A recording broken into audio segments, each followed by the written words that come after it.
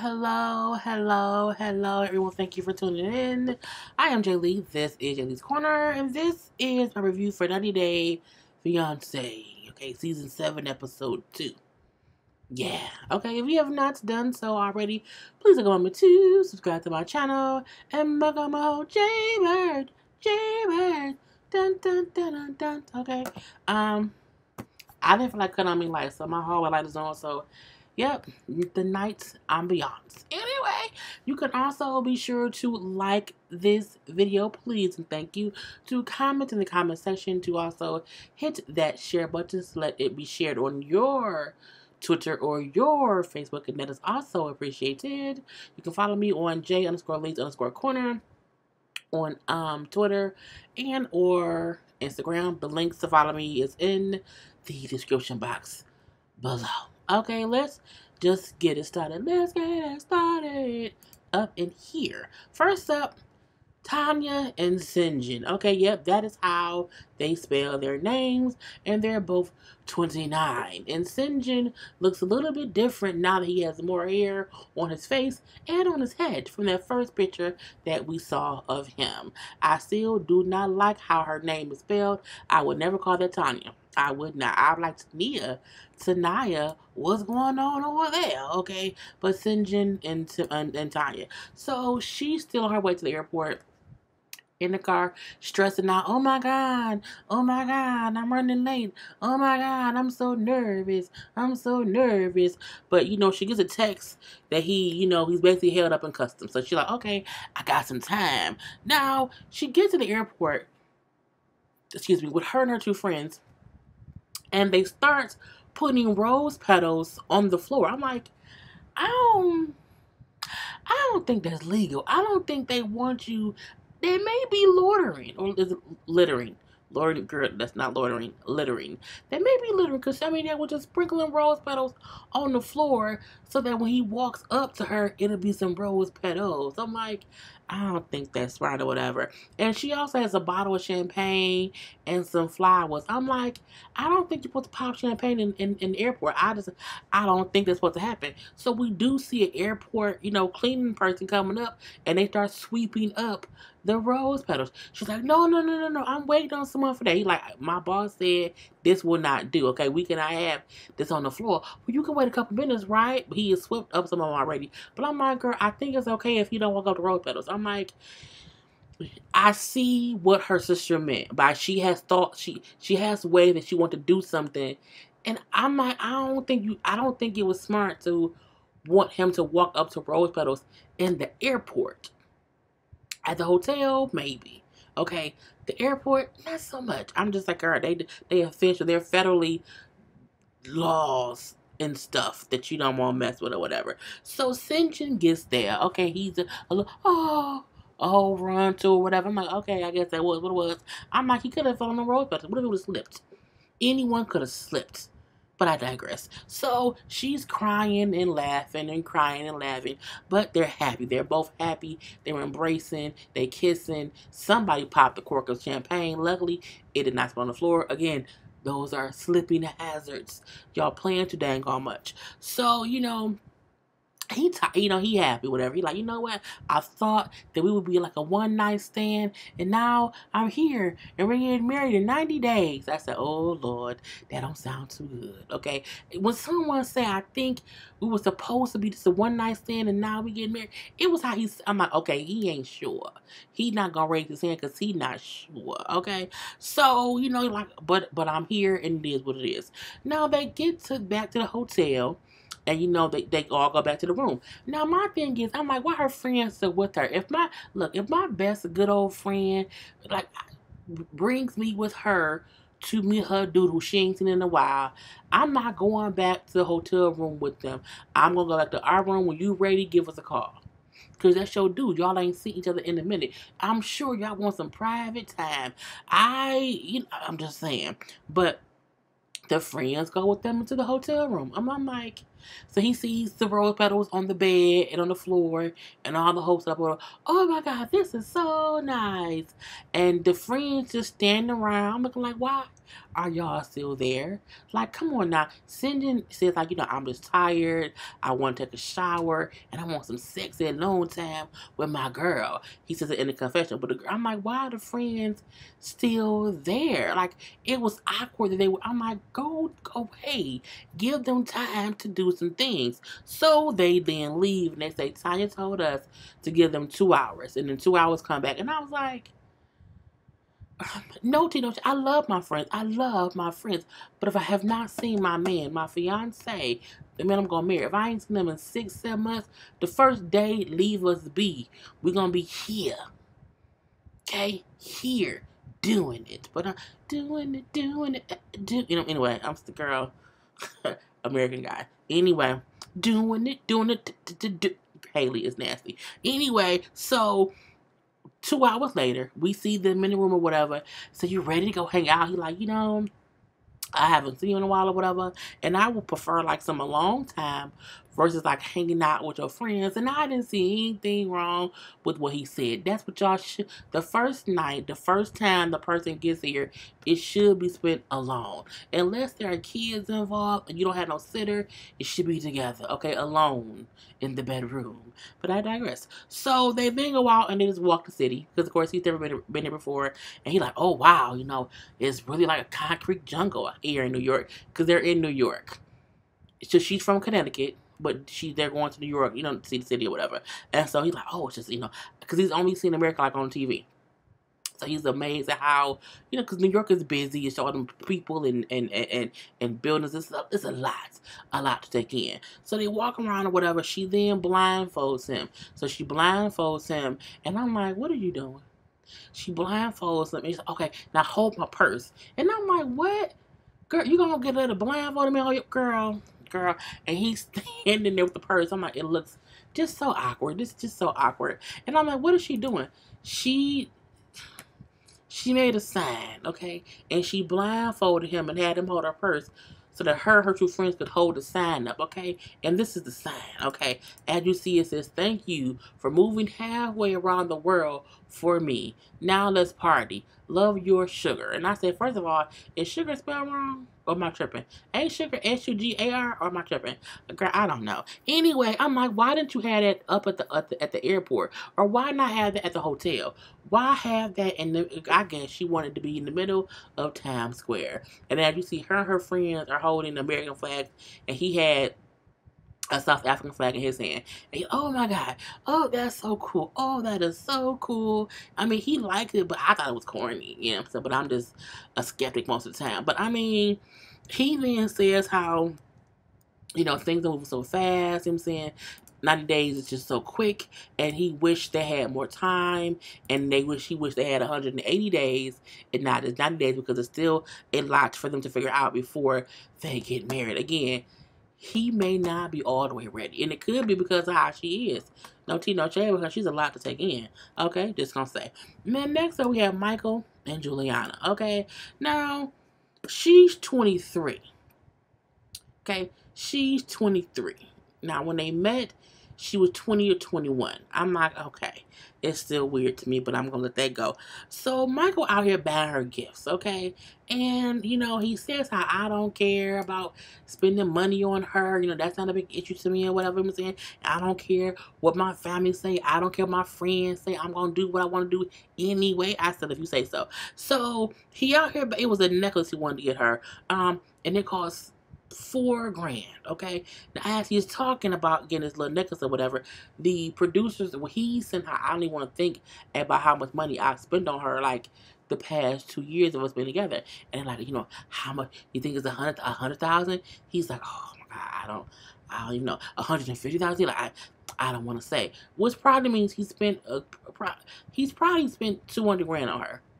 You know what I'm saying? Because the fact that he didn't say, oh no, it's not that much, which means it's more. It's more, okay? And so, because this necklace costs $4,000.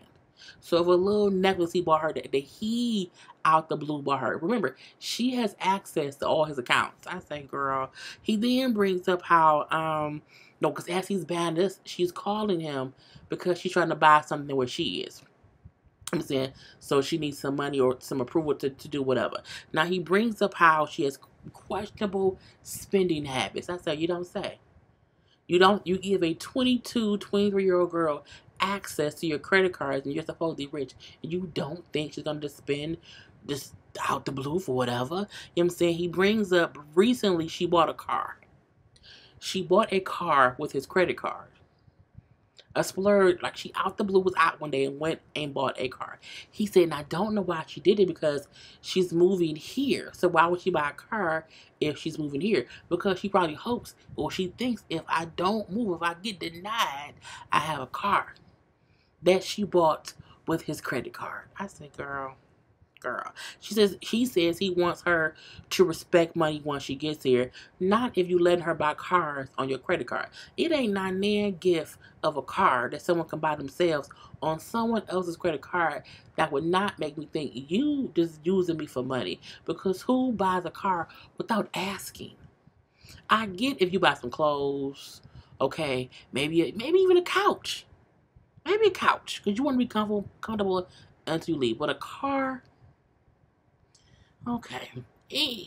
Who buys a car well, rich people do. Rich people do, but she's not rich. So we see as he's packing to go because she's having the K1 visa interview.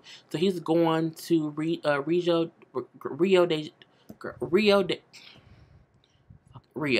Janeiro. I cannot pronounce the name for nothing because that's where all the interviews for that is done. She lives in a different country. She lives in a different city in Brazil, it's a more broke city. She does not live in Rio. She lives in some little, rinky-dink city there, whatever, for poor people. Because he made sure to know that, she doesn't live some fabulous life, whatever. I'm like, we know, but she's spending your money all up and through. But he's going there. He said mainly because she applied for the visitor's visa twice. And both times was denied, okay?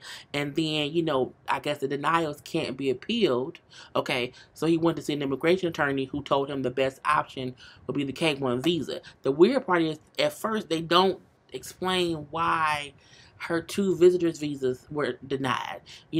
I'm like, I don't know. He then says, because he gets to Rio de Janeiro, he calls his ex-wife, let her know that he made it in because they're the first contact of each other. So, to let each other know they're safe when they travel or whatever. Hey, I'm safe. I made it. If the kids know, I'm safe too. And I said, well, that's fine or whatever. He brings up how he and his ex-wife are close. They're friends. And he consistently makes sure that old girl, who now Juliana, is aware of that because he doesn't want her feeling like, oh, you know what I'm saying? I can't believe that it's something weird and you got something going on.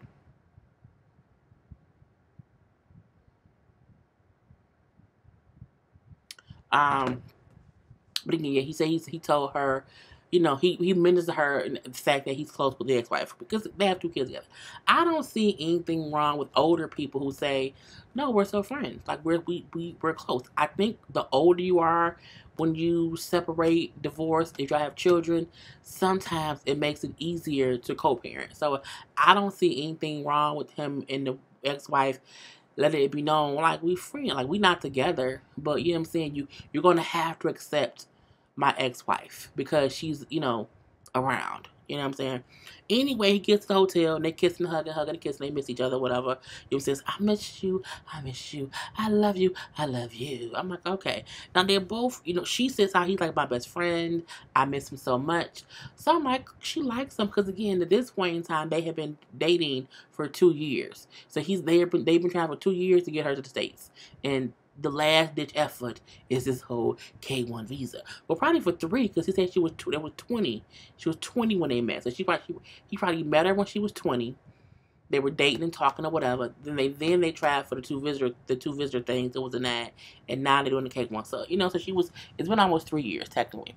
But anyway, so they both say how they're worried and nervous about this K1 visa interview that's gonna happen tomorrow. So I'm like, it has to be something wrong with how nervous they are about it. It's as if they know she out here selling cocaine through her vagina and they're gonna get caught. I'm like, why are you so worried? I'm just saying. So, I don't know. So he brings up how when she was doing the visitor's visa, how they mentioned her passport had a lot of stamps, okay? And they kind of felt like she would be coming here for some illicit activities. I say, oh, they think she gonna be out here popping a coochie for a goon, okay? Popping a coochie for a check, a money order, a CashApp, a PayPal, okay? Some dinero. I'm like, I mean, they think she's selling her coochie. It is what it is. So we then see them get to the appointment. Now, the cameras could not go in, of course. And then it's like 2 hours later, they come out.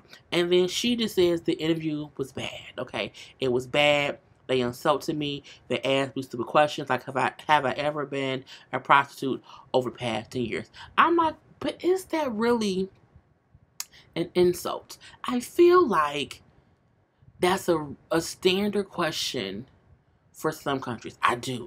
No tea, no shade. When a 23-year-old woman is applying for a K-1 visa to marry a 43-year-old man from America, the question may come up, are you a prostitute? Have you ever sold a coochie for some money? I don't think that's an outrageous question. I just don't. Girl, is what it is. Now, Michael says how they flat out asked her if she was working as an escort when they met. Now, remember, they met on a yacht in Croatia where rich people were there with young models. That sounds like a prostitution ring to me, okay? Now, I'm like, I don't feel like the question is out of line. I don't. Considering how y'all met. That's a valid question. Were you working as an escort when you met him? Yes or no? No. It's easy. I feel like you can't, some things you should not be offended about if it's not true. If someone said to me, are you out here sucking dick for money? Hell no. No, I'm not offended. I don't do that. But if I'm applying to leave somewhere and, it seemed like that's what I may have been doing, ask me. And I'm like, no. Anything else? No? Oh, we're done? Okay. And that's it. But to be so offended, it's like, what you offended for? Like, it's a question. It's a valid question if you ask me. Now, and it doesn't mean you're a hooker. Okay? It doesn't mean that. It's just a question to be asked. Okay? Now, she brings up, and this was the kicker. She then says, I'm a model. I've been modeling, and I know other models who did do things for money, but I never did. Well, if you know that other people in your profession has done this, why are you offended? As if they're only asking you, and they're just putting this on you.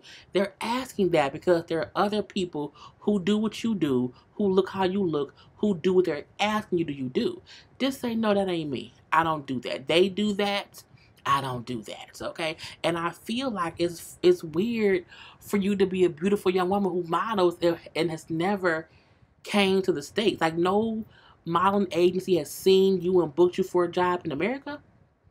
What kind of model are you? Where are you on Prince?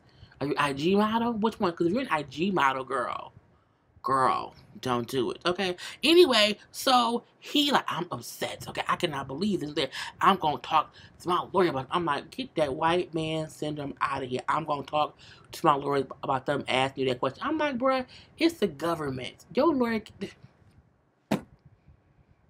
she could be a prostitute. I just digress. So, he brings up how, and this is the thing.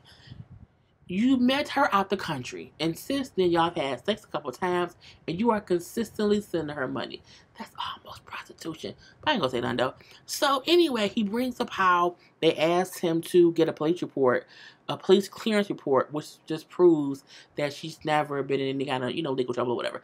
A lot of people need police clearances for jobs. It's just the truth. I think them being upset is petty. I think the reason her visitor's visa was denied was because she don't have no jobs over here, and she was applying to go visit a man she met in Croatia on a boat who's rich. That sounds very prostitutionist. I'm just saying it is. Anyway, and who knows how much money she's gonna make doing that. So they both are still worried about this visa because it wasn't really approved yet. They just have to get this police record or whatever. So she then says, well, like, if it doesn't get approved, we could probably move somewhere else. You know what I'm saying? Well, like maybe London or even Brazil. He says, look, I can't do that. You know what I'm saying? That's not going to be easy because I can't leave my kids. He says, if you get denied, we just have to think about how we can go on with our lives. She then said, I don't think that he would sacrifice his kids for me. He just told you he wouldn't. When he said, if it gets denied, we have to figure out how to go on with our lives. It means separately. It means if this is denied and this is the last effort to get you to America, if this does not work out, we can't be together. He is telling you that that's what y'all need to prepare for and have a conversation about. But he's too soft to put it in real words, and she's too young to get what he's saying. But I'm like, girl, he's telling you he won't deal with you if you can't come to America. Just saying. Next up. I did not mean to take so long to talk about him. I really, really did not. Anna and Marcel. Now, Marcel is there now, whatever. You know what I'm saying? And it's the night, they spent the night at the hotel. And so they look like cousins. They look like cousins. You can't tell me they don't look like cousins. Girl, they favor each other. Anyway, so they're going to her house because, again, they spent the night at the hotel. And like you're supposed to, okay, clanging and banging or whatever. So now they're going home to meet her kids. Now, they were in Chicago, so they were driving from Nebraska to Chicago. I said, okay, it was a long drive, but she said she wanted him to see, America. She wanted him to drive him to see the land or whatever, because he's in here. He like, all I saw was like farmlands, cornfields, flatlands. So he wasn't excited. He was looking for like buildings and mountains. I'm looking like, nah, ain't what you gonna see. So they get to the house and her kids. The meeting with the kids seemed fine. Okay, it did not seem weird. The kids were not mean. For the most part, they were all smiling at each other.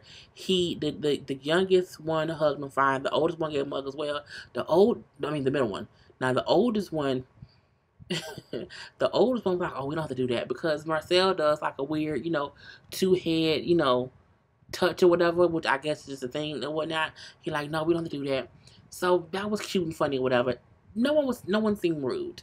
And, he brings up how he just hopes that the kids give him a good energy. You know what I'm saying? How he hopes that they don't meet him and hate him because that would be very much disappointing. He brings up how I would like to be more like a brother to the two older kids and a father figure to the youngest one because, again, the two older kids probably not looking for enough. I said, well, no, you have to still, treat them all the same. Maybe they still are kids. I think the oldest is 15, but still, like, he was still needing a father figure. I'm just saying he do. So, the boys were nice, whatever. They're like, do you like pizza? Yes, I like pizza. So they eat some pizza. However, I don't know what kind of pizza it was. He didn't like it. Okay, I'm not it. It looked like it could have been some, some like in the oven stuff, and not like, from delivery from, like Buddies. I'm saying a Pizza Hut. I'm like, sometimes that box pizza don't be tasty to people who not from here. And if he's used to like authentic pizza cooked in like a wood oven, he may not like this store-bought frozen, oven cooked pizza. I'm just saying. And he was bringing up how turkey pizza and turkey is better than what he was eating. He didn't like it. He said, oh, here you go. I don't want no more. I don't want no more of this. I said, probably this wasn't good. So the oldest son then, like, saying, okay, well, let's play a game. So he's giving him like the remote controls like to the video game. Oh, no. He like, what? It's funny. Like, no. That's bad. I'm like, what's bad? I guess he think games are bad. I'm like, okay, you doing too much. I don't like that. So we then see, I think it's more of this, it's just miscommunication. I think he didn't get there with some like, oh, this is fun to us, so let's play. Okay, he just don't get, it was awkward, but again, it's just communication things. He don't speak American language. He don't speak English, and they don't speak Turkish, so it's the stupidest thing that he's here, and the mama has not prepared anything for them to be able to converse and have any kind of conversation. It's just stupid. Okay, it's just stupid. We then see the oldest son, Marcel, and Anna meet up with Anna's mom. Okay, now her mama, as she said, her mom has very strong views on Turkish people. Okay, and I'm like, of all the people to have strong opinions on Turkish people, okay, I mean, it's girl, I'm okay. So the mama get there, whatever, and Anna's happy that Marcel does not speak English, so that if her mom says anything crazy, he won't even understand what she's saying. I said, well, I guess so. So, mama name was Charlene, and she was pleasant at first, okay? Very nice, joking and whatever. He's ha ha ha ha ha ha. Okay, she brings up that her main concern is that her daughter is Catholic and Marcel is Muslim, and how that's just such a big difference. You know what I'm saying? She says in his country they still stone people and they cut their heads off. I say, do they? I didn't know that. I'm like, that's a lot. So mom orders a beer. Remember, Marcel is Muslim. He does not believe in smoking or drinking. So when mom orders a beer, she then says to Anna, oh, are you not drinking? And she was like, Mom, he's like, what, are you not getting a beer? Anna then asked Marcel, like, do you mind if I have a beer? He's like, what? He like, drink? You like drink liquor? And she's like, yeah, like just a beer. He's like, oh, no, no, no, no, no. And he did a gesture meaning people who drink are fat. And I was like, well, first of all, her mom is a plump woman and Anna isn't skinny. So I'm looking, and neither are you, Marcel. You look plump yourself, okay? So I'm like, whatever. So the mama upset, like, okay, yeah, because I'm fat. I have a pregnant belly. Because I'm like, who says that? But he did, okay? So mom then brings up, oh, so that means if he gets upset that you drink something, is he going to stone you to death? I feel, oh my God. So the whole time grandma was having the grandson type into the translator questions to ask him. So she said, type in the translator, please don't stone Anna if she drinks. I'm like, oh my God. And so he's like, what? No, I wouldn't do that or whatever. So he shakes his head no. He then said, Anna, are you happy? And she said, yes. He said, see, she's happy. My wife? And I'm like, he don't get what they saying. Now, Anna's confession, it was a big miscommunication. I'm like, again, they must have the worst app to translate that has ever been made, okay? And the confession, he said, how, you know what I'm saying, I would never do that. Why would I do that? You know what I'm saying? We don't do that in my country. I love and respect Anna. You know what I'm saying? And I would be with her for her whole life to protect her. I said, okay. But again, I learned the language. So the mom then asked, well, how did his family feel about your kids? And then she says, oh, well, you know what I'm saying? They don't know about my kids. And she's like, what do you mean? Well, he didn't tell them about the kids because he does not want them to know just yet. And so the son, like, well, that bothers me because, you know what I'm saying, why would he not want his family to know about me and my siblings or whatever? Like, why does he want to keep us a secret? And I said, that's sad. That's not nice at all, okay? So Marcel, because they trying to do a little app thing, he says, well, I didn't tell them because I love her so much. And my family could hinder us from being together and being in love. I'm like, oh, here we go. Here we go. So again, the mom is upset. Cause like, it's a red flag. This older son is upset. Cause like, why would you want to ignore us or whatever? You know what I'm saying? He brings up in their culture, having kids out of wedlock, is a bad thing. And if you marry somebody with kids, it kind of like shames the family. So it's a whole bad thing. So her mom says, so then why are you dating, her? If she has kids, or even to Anna, why date him if you know his family won't accept your children or whatever? So Anna then brings up how, well, first he wanted me to move to where he was, but I told him I was not going to leave my children. I say, he wanted you to leave your children. Girl, when she said that, I said, oh no. This fool wanted her to leave her children. I'm like, because y'all both like bees? They met in the beekeeper group and she felt like I can really, have my little bee. I'm like, fuck them bees. Girl, fuck them bees. I just cannot. You know what I'm saying? So she says, so I told him I could not move. I refused to do that because I have kids. So he came here. So I feel like he's choosing his family. No, he's choosing me over the family.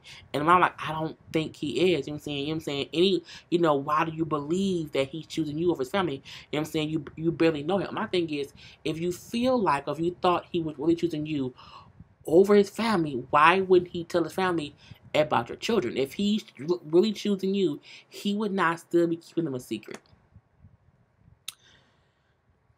Anna in this situation is a bad mom because you are knowingly dating a man who wanted you to leave your children to be with him, and then even him coming here, he still has not told his family about your children. You're hiding your children from your fiance's family. That's stupid. I don't, girl, and then, so they ask him, so if, would you go, if your family finds out about my kids, would you go back to Turkey to be with them? And he says, maybe. And I'm like, again, you are with him stupidly, because he not gonna stay.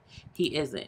They gonna hang around for these little 90 days or whatever. He gonna go back, because again, he not gonna pick his family. I mean, he's not gonna pick her over the family. He don't even speak your language, girl. She just so special.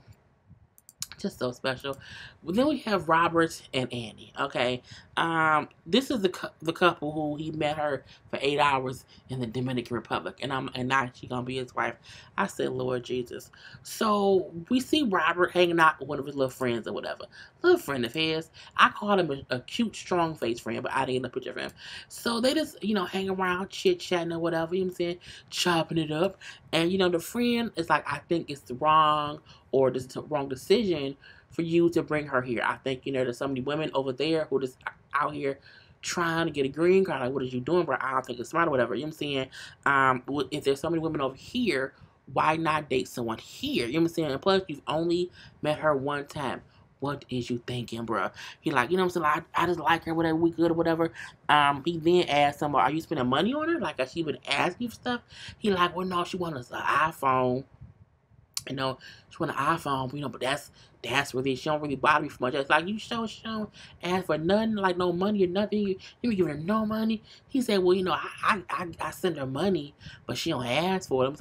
I send it myself, like she don't ask me for the money. The friend then says she don't have to ask you for it because you send it to her.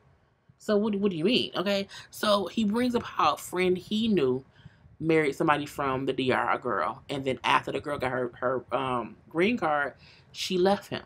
And he like, the girls from over there, all they care about is the green card. Like they want to get a green card or whatever. So you maybe should rethink dating her. And then he like, he don't know Annie. He don't know, like, you don't know Annie, bruh. You don't know her either, okay? So again, I know her energy, and she not use me or whatever I'm saying. But you live or you learn, or you crash, you burn. Well, you want to crash and burn now or later? Let me know. So we do see that the airport waiting on Annie. His son, at one point he was calm, cool, chilling. The next thing you know, where's Annie? Where's Annie? Where's Annie? Where's Annie? And he running in circles around his dad in the airport. It's over and over and over. He then wants his dad hat, and the dad like, don't give me my hat. He then give me, I want the hat. Give it to me. Having a whole fit in the airport. That little boy don't have nothing now. He don't fear his father. He need discipline. He's bad. Oh, he's bad. But Annie gets there. Okay, she gets there, whatever, and the son was happy. The son, Annie, and ran up to her because they talk on FaceTime, so they know what she looked like. So, she brings up how she lost her mom 8 years ago, and since then it's been really, really hard for her, and how she wants to be, hopefully a good mom and everything. She wants to be a good mom and everything, and how she's a good person. I said, okay. Now, they happy to see each other. Okay, they hugging and kissing. The son was happy too. You know what I'm saying? I'm like, okay. So, but now they got to plan a wedding. Even though they've only met that one time for a couple hours, that one day. Anyway, so they're in a car driving back to his house. Two strangers who just met for the second time, okay, smiling. They want to have sex because he's smiling and they horny, little toes, okay. So he brings up how since he know that she don't have any family here, that he know that him and his son is gonna have to give her all the time and attention she needs because all she has is them. I say that's gonna be crazy. So they get to the house and she want to have sex with him. She's ready for that. So he like, okay, I'm gonna put the kid to bed. I'm like, okay, put him in his room. No, Robert does not have his son with his own bed. He said since it's only been me and him for so long, he sleeps in the bed with me. So I don't have a bed for him. I was gonna get him one. I'm like, you was gonna get him a bed, but you didn't think to get one before she got there. He says Annie gonna have to be okay with his son sleeping in the bed with them in the middle. I said, oh Lord Jesus. The boy gotta be 5 or 6. He should have his own bed. He then say, I'm gonna get a small bed and put it over there. So clearly you also have a 1-bedroom apartment. Oh my God. Girl, I'm like, your kid don't have his own bed. You proposed to a chick you met one time in the Dominican Republic, and now she's gonna live with you, and you want her to sleep in the bed with you and your son until you buy your son a bed. Okay. And like, I don't want the kids sleeping in the bed with us. I want to sleep with my man. I want to have sex all night. And we can't do that if a kid is in the bed. And not only that, it's not like, oh, I'm going to go tomorrow and get him a bed. He talking like, okay, I'm going to get him a bed eventually. So for the first month, he going to be in I'm like, oh my God. It's just, I just can't. So he put the kid to bed, but not really. He just put him in the bed and put the covers over him and go to sleep. But I'm like, I feel like that ain't how that kid go to bed. I just feel it. You know what I'm saying? So him or her out front toasting or whatever, smiling, giggling, cheesing, and the kid, Annie, I want Annie. I'm like, she just got there, bruh. So Robert go to check. He like, what's wrong? I want Annie to come snuggle with me. He's like, look, I'll put on the Turtles if you just stay here and go to sleep. So he put on the movie or whatever and left out. He like, yeah, he just, he trying to take you from me already. And Annie. Now this is my thing. The whole time she hear the kid come for her, she never go check on him. And he never say, well, hey, why don't you come with me so he made his want to be around us, and that may put him to sleep. I'm just saying it could be that. But I'm like, it's just kind of crazy. The little kid, he up out the bed, flipping, jumping around in the drawers. I'm like, Lord. And Annie like, I have never seen anything like this before, because he's very, very active. Okay, he needs discipline. Okay, he's flipping around.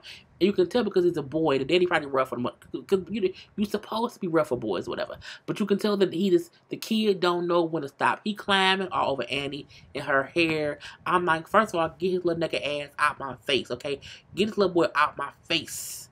Okay, calm down, little boy. Little boy. So now that girl, and she just in shock. And I'm like, I just can't. You know what I'm saying? That little boy needs some discipline, and then all we see is them. Is her. She looking like this is some bullshit. It really, really is. And lastly, we have Emily and Sasha. So Emily is pregnant. She's 9 months pregnant, whatever, and they're going to meet with Sasha's first wife. Okay, who he married when he was 22. So Sasha saying that the ex-wife, the first ex-wife. Okay, number one. He say number one is just crazy, she's just crazy, and it was, so they say he married number one when he was 22, okay? They were married a couple years and got divorced. Later, he met number two, okay? So you met number one, married number one, they got divorced a couple years later. He then met number two, married number two. Okay, he then says with wife number two, he started working a different job in fitness or whatever. He got really, really fit. He was just skinny before, so he got muscle. He got muscled up or whatever. And the second wife said, I don't like it. Okay, I don't like how you look now or whatever. And I'm like, but he really didn't look different. So that was weird. You know what I'm saying? So he said that she said she didn't like how he looked. And then he said, well, I'll find someone who does. Meet wife number three. Well, fiance. They're not married yet, so she is gonna be number three. So yeah, now they try to act like he didn't meet Emily while still married to wife number two. That's the thing. You can tell because they try to say, oh well, yeah, I met him like after that, her saying that. He's like, well, no, I knew you before as a friend, but we started kicking it, and so after, what I'm saying, I was like, nah, he cheated on number two with number three, Emily. Okay, so they're going to meet with number one wife to ask her if their son can come to America with them to visit since they're moving to America. I say fine. Now, wife number one walked in, okay? And this is wife number one. And her name is Masha. Now, Masha has an overbite. Okay, she does. She has an overbite. But to me, she still is beautiful. Okay, I think she's still a cute girl. She just has an overbite. And when she's talking, it's very prominent. Okay? But Emily, number three, is so petty and childish. When she sees the overbite, she starts laughing at how wife number one looks. With her mom clothes, she looks fine. But when she talks, you just see that she's overbite.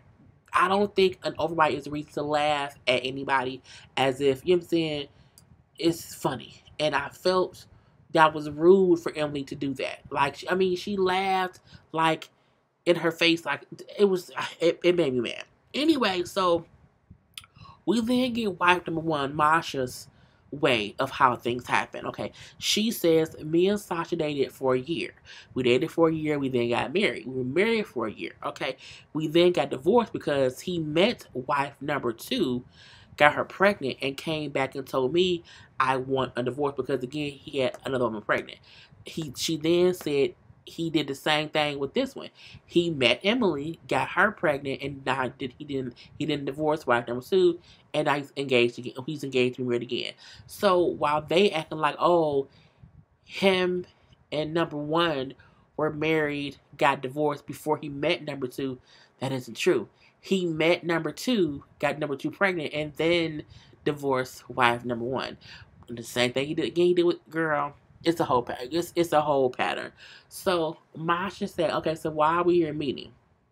And then, he says, well, she wants to meet because, she, I'm the, you're my baby mama. We share a kid. And, because she's with me, she thinks it's important for, you to know her because she's going to be around our son. She's like, well, okay, whatever. You know what I'm saying? He then explains that, wife number one, that they want to just make sure that the son can come to America when he gets with wife number three. Okay, so then Masha say, well, why not just stay in Russia? Like, why are you moving to America when you have two other kids here? Like, your kids here need you. Like, why are you leaving? Okay, I'm like, that's very, very true. She then says the woman usually follows a man. Men should not follow women. And I said, oh, here we go. Now, I ain't gonna say that now, but I guess you mean like, I don't know. Girl, I'm gonna leave that alone. So she also like, we can, because he said I can do more in America. You know what I'm saying? I only get him a couple times a year here, and and I'm assuming they don't live close in Russia. I'm thinking the same way we have here, cities here where they're far apart. I think they may not live that close. So, but he said how you said I don't get to see him that often here, and I can do more for him, in America than I can do here. She said you can make money in Russia the same way you can make money in America, and I'm like, girl, okay. So Emily then says, well, it was really Sasha's decision to move to America.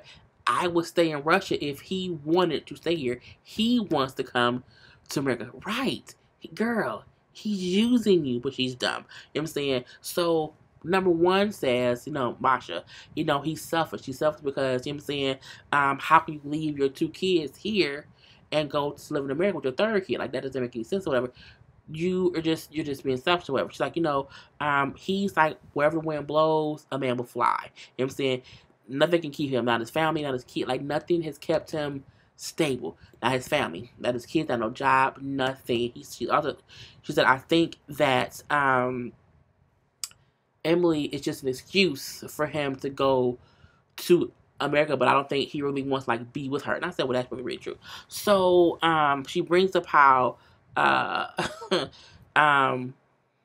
they then said, well, can this son come to America? And then Masha said, well, in the future, sure, if he wants to come, if that's his decision, he can do that. Okay, I don't really care. But she's like, I still don't want you to go to America. Your kids are going to miss you. And I'm like, that's crazy. If he didn't have two kids in Russia, I would say, okay, go back, go to America. But you have two kids in Russia. Two. But girl, I don't care. When Emily left the table, I'm saying, she like, I think that you just want to America just because that's your next step in life, and it has nothing to do with Emily. Meaning, he does whatever he wants to do despite who he's with, and this is just the next thing that he wants to do. He wants to go to America, and Emily is his ticket to go there. And I'm like, I agree. I wholeheartedly, fully agree. Okay, and so we're gonna see how that goes. And that was the whole episode, girl. They is, it's getting interesting. I was a little bit bored or whatever, but we shall see. So please don't forget to like, comment, and subscribe, and I will talk to y'all later. Peace.